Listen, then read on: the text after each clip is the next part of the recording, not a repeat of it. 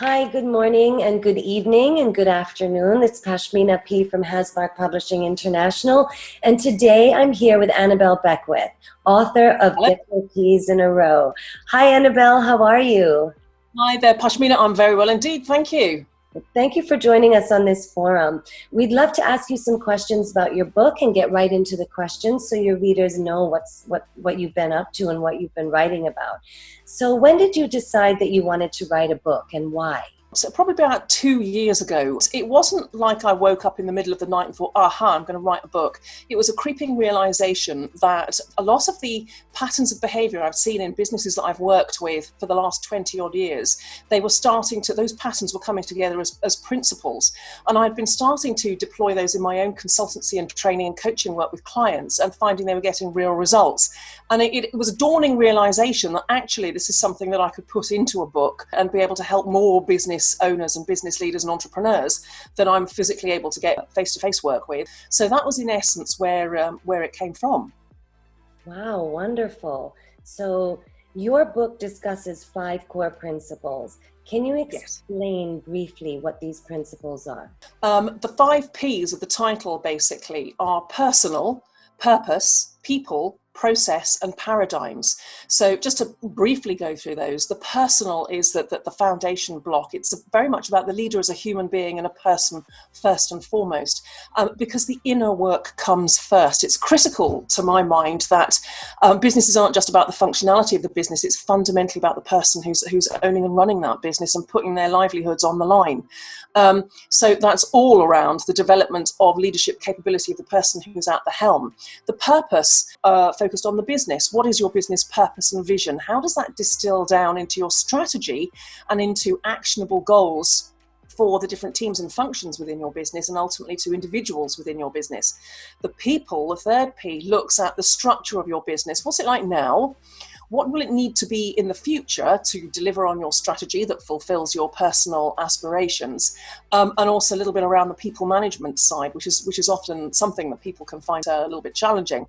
We then move on to processes. How are your processes supporting your people to deliver on your strategy that delivers your aspirations?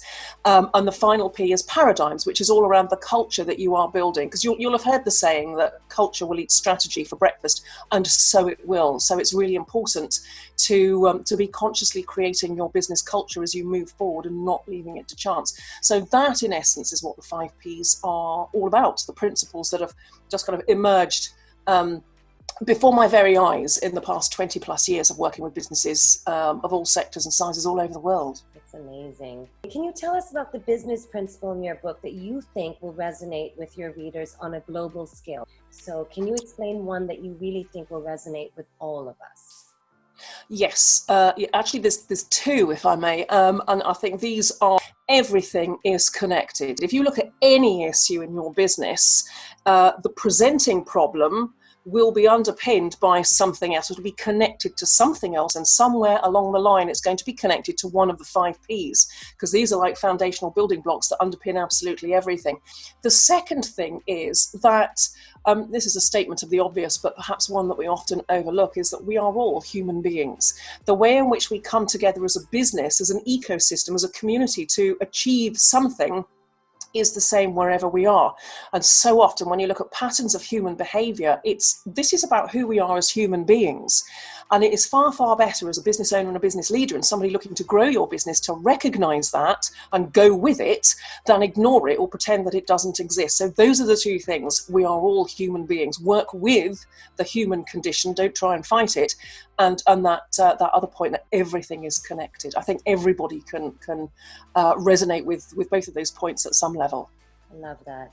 And does your book allow people to reflect about your ideas through practices as well as anecdotes?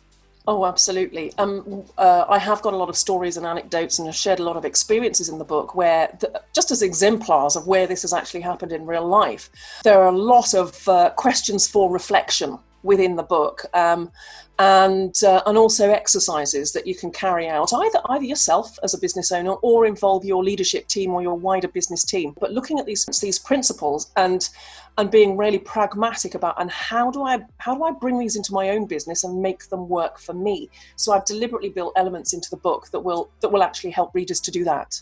Wonderful.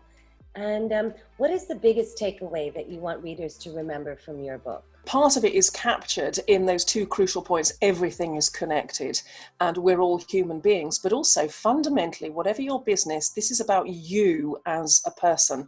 This is about you expanding and growing a business that sustains and fulfills you and meets your personal aspirations and your values and your ambitions, rather than meeting the expectations that other people might have of you. And this is why I put that personal section up front, because the inner work comes first. If the leader doesn't grow, the business isn't going to grow. Yeah, I mean, I think that's quite universal for everything that we do in Absolutely. our lives, right? And you've tried these concepts in your own business, and can you give us examples of successful experiences? The principles within the book have emerged from experiences over the last 20 years. So one of the ways in which I've seen this working in real life is that working through the 5 Ps, it's almost as if it plugs gaps within the business. A couple of examples. A business owner might come to me and say, I'm really great with processes. My team are really fantastic at following the business processes, but they don't seem to have a connection to the purpose and the vision of what we're trying to do. In which case, we can pick that apart a little bit and think, okay, you're really good at the process part of it. You know, what are you as a leader doing to address that within yourself? Because your character will be focused around processes, and that's come to bear in your business. And how are you articulating and defining your purpose and strategy? Maybe people are so focused on processes that they've lost sight of those things because they're not talked about. So in that particular instance, it was a question of saying to that leader, okay, how do you focus on your purposes and your vision and your mission and whom you serve, and actually start to talk about that in various contexts within your business, so that people do start to feel a connection. It's not just a functional job or a checklist that they follow. There is meaning to what they're doing, because almost invariably people don't just want to know the what and the how, they want to feel a connection to the why. And that was the thing we worked on with that business owner. And it shifted his own mindset and thinking, and then following that, it started to shift the mindset of his team. In essence, as you work through them, it's a question of business owners of thinking, right, okay, which of these am I really good at? What strengths do I have that I can leverage moving forward? What is it that I need to learn as I move forward? And what do I need to leave behind because it no longer serves me? And that piece is one that we often overlook. And who's your biggest inspiration, Annabelle? Okay, this is going to sound a bit bonkers. I am such a history geek. I love history. So somebody who really has always inspired me for years is a lady called Bess of Hardwick. She was kind of contemporary with Queen Elizabeth I of England. What really inspires me about this lady is that she started out as the daughter of a tradesman. She was a real force, a political force within the country as a whole, from very, very humble beginnings. She had wit, she had perseverance, she was extremely clever. She was somebody who absolutely leveraged every single one of her strengths to realize her full potential. So she's always stood for me as a woman of inspiration. And how is your book going to change or alter your readers' lives, Annabelle?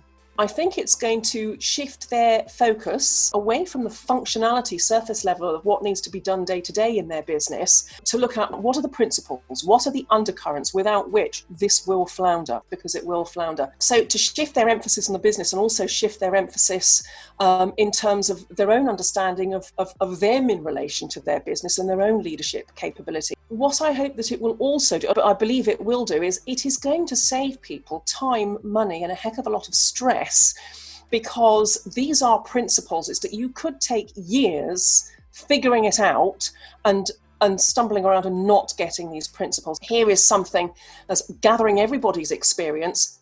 This is perhaps going to make the biggest difference, that people will learn collectively from that experience and they won't have to make quite the same mistakes themselves. They can cut to the chase. In effect, it doesn't mean it's going to be a piece of cake. Yeah. It's going to take a lot of it's going to take the guesswork out of it. Great. I mean, that's what we all need, precision and clarity, right? Which is Precisely.